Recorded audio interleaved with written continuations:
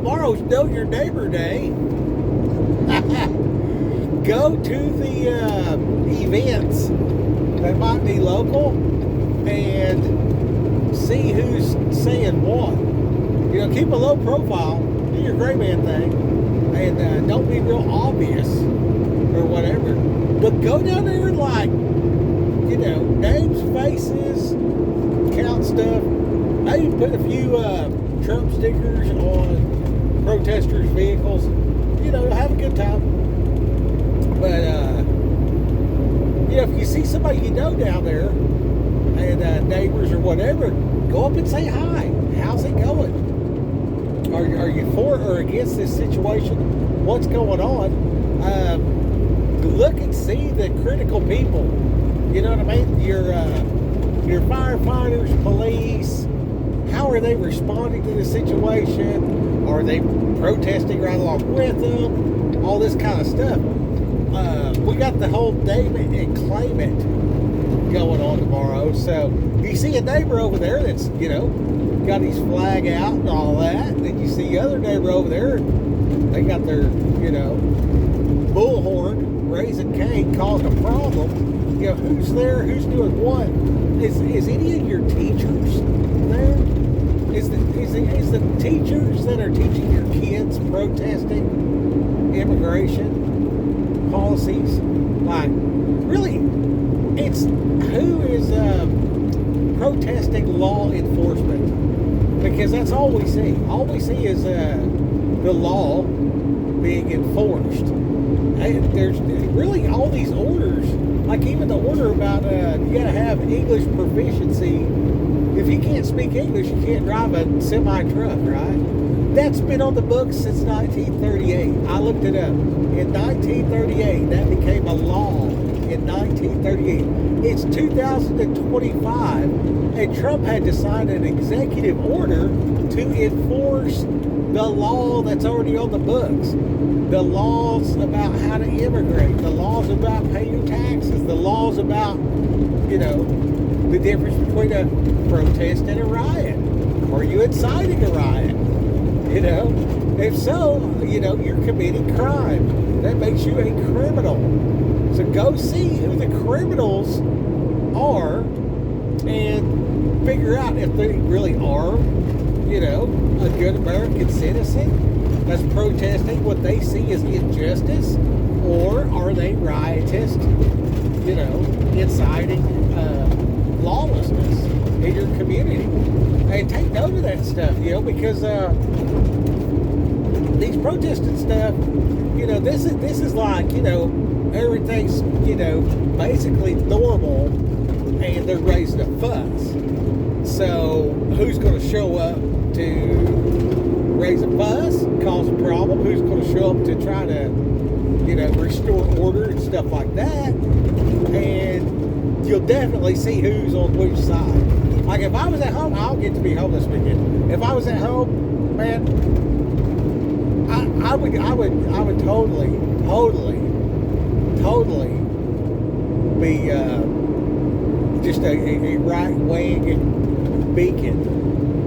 I would probably try to come up with some kind of deal that says something about Trump is the king and hanging off an overpass and stuff. I mean, just to be a jerk about it. I don't think Trump's the king at all. I think that, you know, I know that I'm better off. I don't know nothing about Trump. I never met the guy. He never came over to eat dinner. But if my kids don't play at Trump's house, but my kids might be playing over at Sally's house, and Sally might be a lunatic, and I don't know. So if I go down there and look around, see who's crazy and who ain't, that's a tremendous understanding. You know what I mean? It's like the census. You know what I mean? In your prepper census, who's doing what and where, and pay attention to the numbers and stuff that's coming out, and you know, get your little YouTube ad or whatever, and go make you a little video of the protest and document what's going on. You know what I mean? And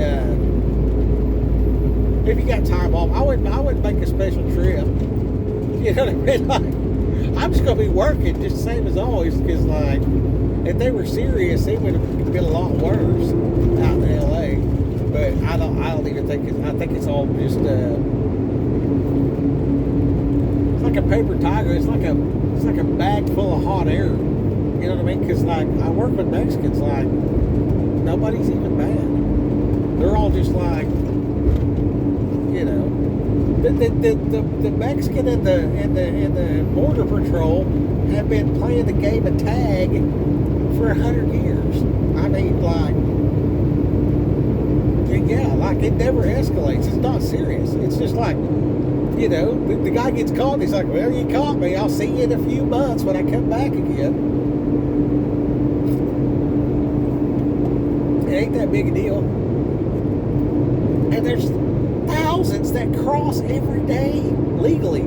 That's the craziest part. Your average person has never been to Mexico and sit there and watch a busload of Mexicans show up at the border, walk across, get on another bus. That bus drives around town, drop them off at their job at the factory or the farms and stuff like that. There's so many people that live in Mexico that come to the United States and work every day. It's just ridiculous. And then some of them get them work visas where you know, they'll come up and they'll work for you for, you know, 6-8 weeks or whatever. You know, there's different things. But you as a company, you can register and be like, hey, you know, I need a guy for this, that, and the other. You know, like mow the grass, right? Say I was a lawn care guy. Dude, I could legally go sign for 5 Mexicans, and then 5 Mexicans will come to my place, and, you know, I'll get a place to live, and they work all summer, and then they go home. Like, that's the thing. There's no need to come over here, you know, all undocumented and stuff like that, where we don't know who's a terrorist, and, you know, if this guy's got a history of, you know, violent crime, we don't want you around because, like, you cause a problem. I mean, it's very basic, you know what I mean? And,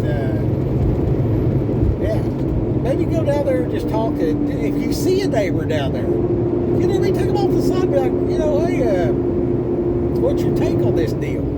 Hey, just generally talk to your neighbor. Be like, hey, man, I think it's great that you come out to protest a perceived injustice. However, you know, I would like to talk to you about that in a civil manner. You know what I mean? And be like, hey, man, we live next to each other anyway. You know, I always liked you. You always liked me. You know, what are you so upset about?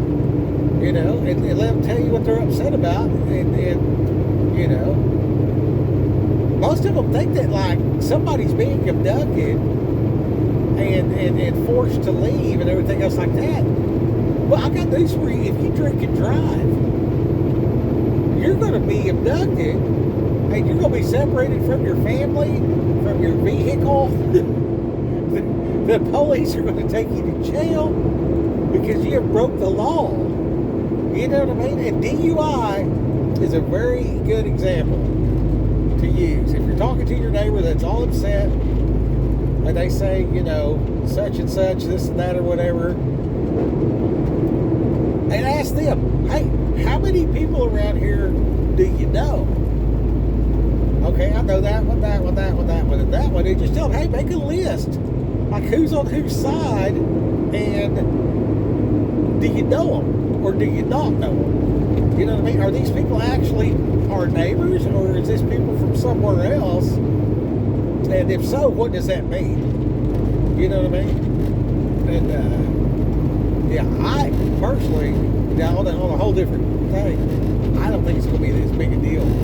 I think that when you dilute the cause, you know what I mean? Like, they're bussing people in to raise cane one way or another, right? Out there to protest, you know, New York, LA, blah, blah. You get down to small town America, like, there's nobody to bus in. They've all been bused to the big places. So this is going to be your home roads. So I think it's the perfect time You know, I'm surely law enforcement's aware of this. I mean, yeah, like, who can you count on when the power goes out? Everybody down there raising hell about immigrants. You know what I mean? You know that they're gonna pitch in and help out to a certain degree.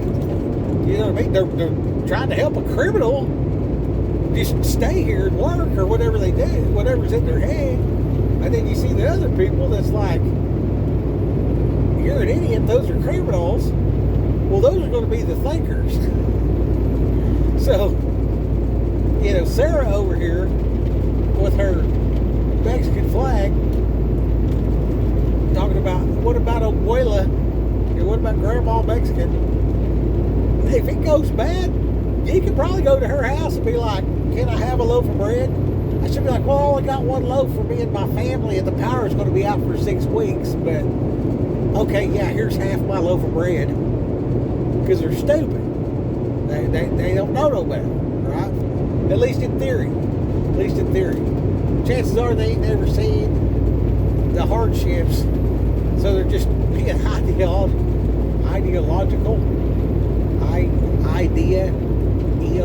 illogical, like they make no sense because it's some idea that's wrong. So they don't think. That's not your thinking group. And then like if you're there and you're just like stand back from the situation, you look around and you see other people standing back looking at it. Yeah, that's the real ones. That's the real ones right there. That's it. You know, you need to go make contact with them people and be like, hey, what's up, this and that, blah blah. You know, maybe buy you a burner phone this weekend. Maybe it's burner phone Friday the 13th. Get you a burner phone. Take that with you to the protest and just meet everybody you can meet. Just agree with them, whatever they're doing, and get their fucking phone number. You know what I mean? Oh yeah, it's bullshit. I hate Trump. Yeah, fuck Trump. Hey man, what's your phone number, man? So we can get together.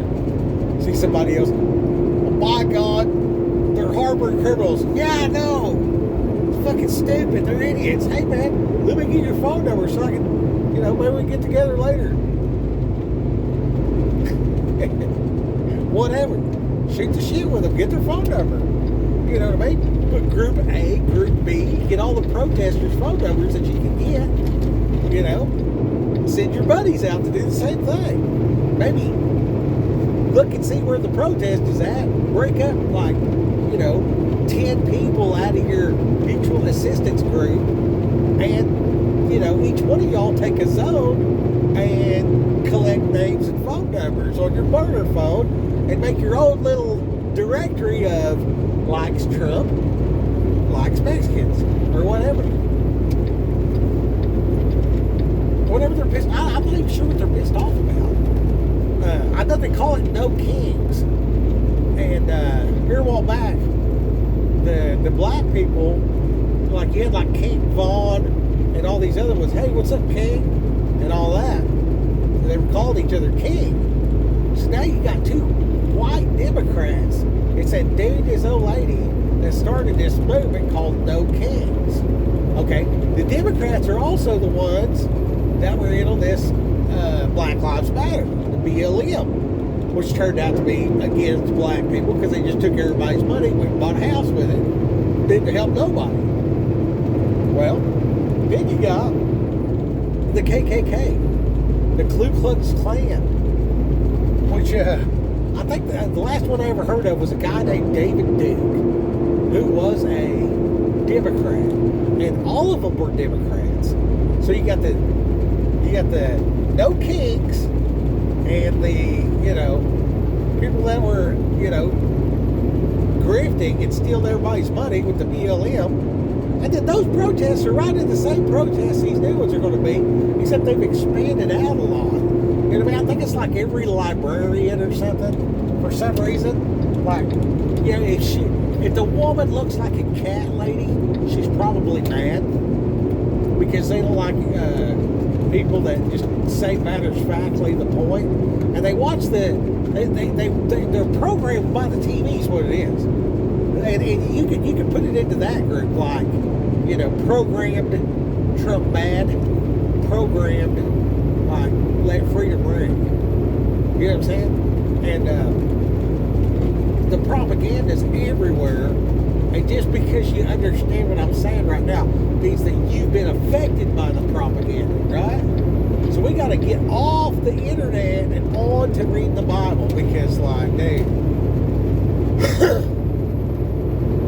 when it says the right wing and the left wing is the same bird, the bird belongs to Satan. The Statue of Liberty is a statue of Lucifer, the light bearer. That's what that is. And he's got a different name. Lucifer was actually, they were clowned on some dude long time ago. Anyway, and they changed it to his name. That way, all throughout history, everybody used that name. Which, it's like the most epic troll I've ever heard of in my life. Like, you know, in like 200, the year 200, this one priest, they changed his name, Satan's name, changed Satan's name to Lucifer because that was that guy. So they outed him, and instead of being like, we're going to blot out your name, we're going to rename you Satan. Which is like, I mean, that, in a world without the printing press and no internet, you can make all English-speaking people think that your name is the same as Satan. That's biblical level trolling right there. Like, rewrote the Bible and made your name Satan. So shout out to Lucifer, like the guy, not Satan. I don't know if y'all do that. That's an interesting deal. You should look into that. There was some guy, he was like a priest or something. And I forget, it's been a long time since I heard about it, and it's not pertinent information, so I don't really hang on to it. But yeah, it's kind of funny. It's a neat thing to dive into.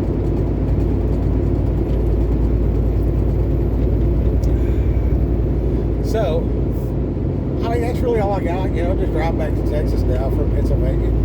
Got to drive by the river. It was so beautiful on the way up, and on the way back down, I was loaded. It was real good. And I stopped at a place, this Reuter's place. They got the best coffee and stuff in there. And I ate some of my leftovers. Hot dog. I'm going to post that. I'm going to post income creation this evening, but I made it last night. Bro, it turned out so good. I mean, wow. It turned out good. And if you're not a throw it all in one pan kind of person, yeah. Like, I even thought about when I was making it, I was like, well, I'm just going to make this for substance, you know, eat to live. You know, whatever it tastes like, I ain't really worried about. And then, dude, I ate it today, and I was like, this freaking tastes great. It really did. It really did. And that, oh man, the meat, dude, just cut up 3 steaks, just the best cuts of meat, and make stew out of that. Like, if you like stew, if you like roast beef, whatever your favorite is, in that genre of, you know, one pot cooking, take out your low cuts of meat and just dice up some freaking ribeye and throw in there. It is off the chart. I mean, yeah, I can't believe how good it was. And I added a bunch more of that Valentina hot sauce. Anyway, all right, I'll post those later. But we're gonna send this one out right now. Coming at you. Get out there and go get them.